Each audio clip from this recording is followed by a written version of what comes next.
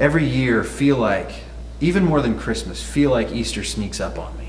Even with Lent and, you know, all the kind of the reminders as Easter Sunday approaches that it's coming, Palm Sunday and Good Friday and all this, I always kind of find myself on Easter Sunday going, wow, how are we here already? And I feel like I never did really sit down and focus on what it is that I'm supposed to be thinking about this week. And so this last year, I decided that I was going to force myself to think about it by writing meditations every day of the week.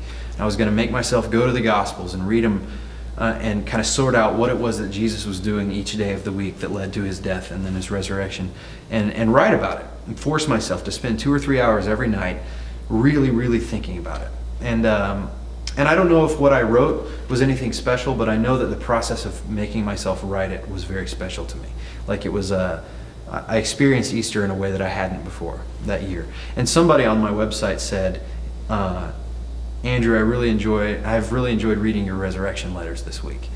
And as soon as I heard that, I thought, wow, that sounds like an album title.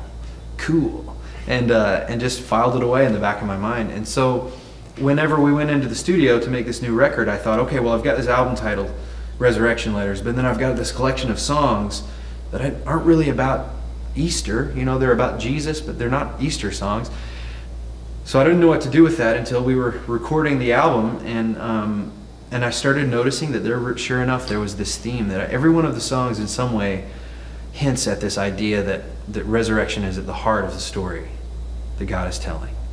That resurrection surrounds us, that he's got this master plan, this great story that he's telling, that all came to a focus with Christ and his death and resurrection, and that it touched everything else before and after that.